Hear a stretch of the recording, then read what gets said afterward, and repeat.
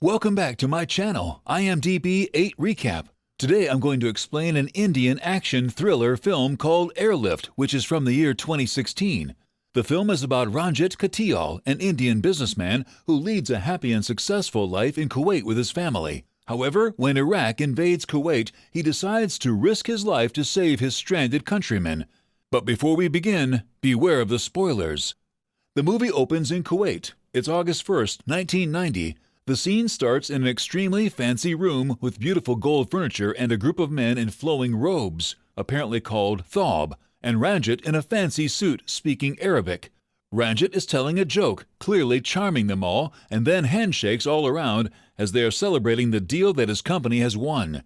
One of the men wearing a thawb comes up to him afterwards. They are clearly good friends and business partners. But he mentions that Ranjit's friend and fellow Indian businessman in Kuwait will be upset by the way Ranjit stole this deal from under their nose.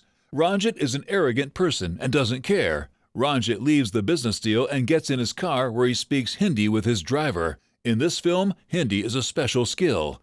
Our protagonist lives in a country where Arabic and English are the main languages, and Hindi is treated as a magic password that only a special few possess. Ranjit has his business meeting in the real world, but whenever he is in his car, he mostly speaks in Hindi to his driver. His driver puts in a cassette playing the popular Hindi hit of the day, and Ranjit orders him to switch to an Arabic cassette, as they're in Kuwaitis now, not Indian. In the same way, he tolerates but does not join in his driver's enthusiasm for taking his daughter back to see India for the first time. In the next scene, we see Ranjit's daughter watching the Franklin the turtle on the TV. She is 5 years old. A nanny is trying to feed her, and Amrita, who is wife of Ranjit, comes in to tell her it is time for bed and that she should shut down the TV and sleep. Clearly, she is the mother, and also she is too fancy and sophisticated to be waiting for her daughter to fall asleep late and clean after her. It does not look like that she is a bad mother, but similar to Ranjit, she has now become a part of Kuwaiti society, which is definitely more focused on wearing fancy clothes and having perfect makeup and having late-night parties.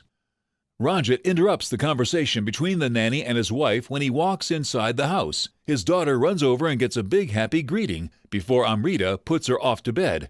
As soon as she is gone, the parents start fighting. The most important takeaway from this fight is that it serves to define Ranjit's character. When confronted with an angry wife, he refuses to engage, instead showing his irritation through his posture and the bite in his tone. He merely reacts by saying, "Would you rather fight or party tonight?" The wife keeps quiet, and then Ranjit says, "Let's get dressed. We're leaving." He is not a man to lose control, ever, even when angry. The movie shows him extremely calm and poised, and he is not willing to listen to or think about anyone else, even his wife. Not in a cruel way, just that he refuses to see an alternative perspective or consider anyone's needs before his own.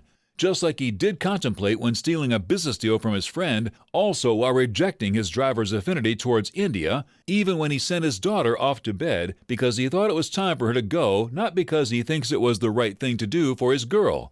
Ranjit and Amrita leave their little daughter, Simu, at home and go to a party where Ranjit impresses everyone with his song and dance moves. Suddenly, an explosion rips through a labor camp in Kuwait, and it comes to everyone's knowledge that Iraq had indeed invaded Kuwait using its military, which comprises of multiple tanks, rocket launchers, and almost 1 million troops. The men, furniture, everything goes flying. We pull back to see the fires burning in the oil fields as, slowly, tanks start crawling over the ridge and rolling down the highway to Kuwait City.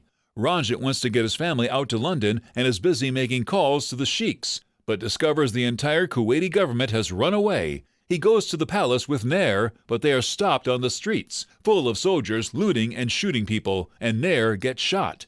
Ranjit is spared when Iraqi Major Khalaf recognizes him from an earlier trip to Iraq. Khalaf tells Ranjit that his business partner has been brutally murdered. He's hung on a crane outside the palace window, but Ranjit can be safe and gives him a sticker for free passage through the city with the understanding that Ranjit will help Iraq. Ranjit goes to the Indian embassy where he's told even the airport has been captured. The embassy official tells him to bring his family there. But in the next scene, we see that Iraqi soldiers have just entered Ranjit's home with the motive to burglarize his place.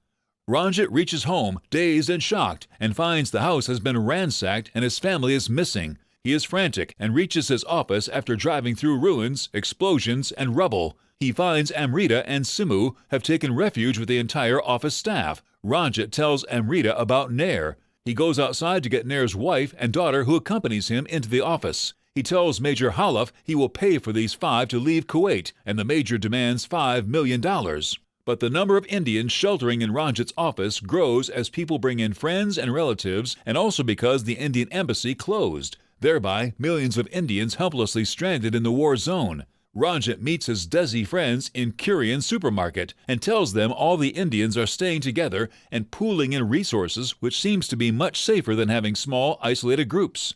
Ranjit presents Major Halaf whiskey and requests permission for an Indian camp, which is allowed in a school building where desperate crowds flock, including a sour and complaining person called George Kurian. There is also a person called Ibrahim who tries to look after a single mother, Tasneem, and later discovers that she's Kuwaiti.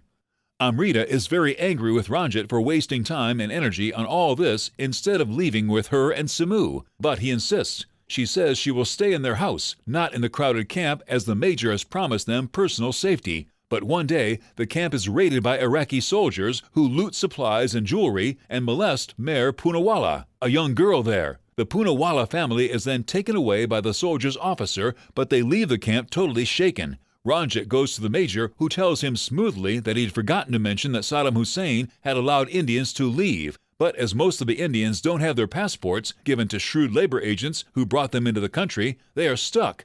Ranjit contacts MEA official Kohli in Delhi, who tells him to try his contacts while he persuades the minister to help the Indians.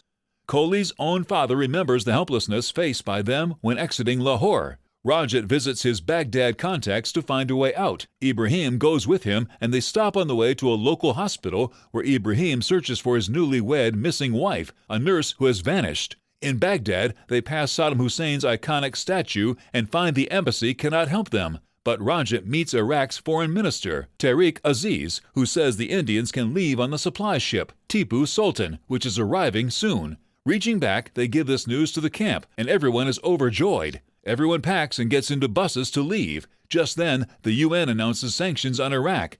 No ships carrying supplies can enter or leave. The Indians are stuck all over again. Food supplies are also running out. While Ranjit is very upset, George accuses him of not delivering, but Amrita scolds George and tells him the fact that Ranjit is trying to help everyone and not just his family, which shows his true character and the helping nature towards his fellow countrymen.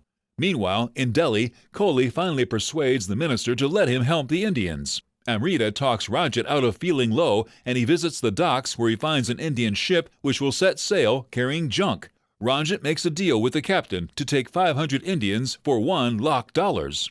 He sends off those who can pay, despite the complaints of George, Mr. Poonawalla, and less wealthy camp residents. But the Major prevents these Indians from leaving. He threatens Ranjit, but Ranjit bluffs him, saying Tariq Aziz wants him to help Iraq with its Swiss banking, and the Major can check with him. As the Major is confused, Ranjit tells Kohli urgently that the Indians have to leave Iraq as soon as possible. Kohli arranges that the Indians can come home via Jordan, which they'll have to drive to. Ranjit tells Ibrahim he should leave with them, as his nurse wife might have gone to Jordan too. As buses are preparing, George discovers the Kuwaiti woman, Tasneem, and tells Ranjit she's a danger to them all. Ranjit takes her off the bus and puts her and her baby in his and Amrita's own car. In Delhi, Kohli persuades Air India pilots to even fly through a war zone to bring the stranded Indians home.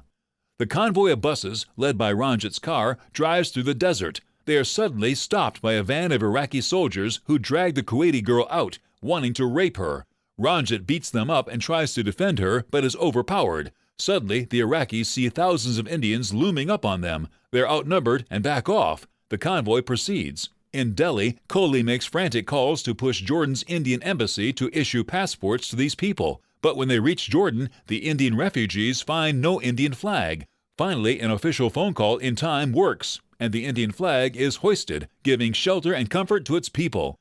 When Tasneem is asked for her identity, Abraham says she is his missing wife, and she too gets a passport. Ranjit, Amrita, Simu, and everyone from the camp safely leave Jordan for India. The film ends as the Indians salute Katiyal as they board the planes that will take them home. Air India flies a record number of planes to evacuate 1,070,000 people out of Kuwait, which is considered to be the biggest evacuation in human history. To watch many more exciting recaps like this, don't forget to like and subscribe to our channel. Let us know in the comment section about the next favorite movie that you would like us to recap. Thanks again for watching. Stay safe and healthy.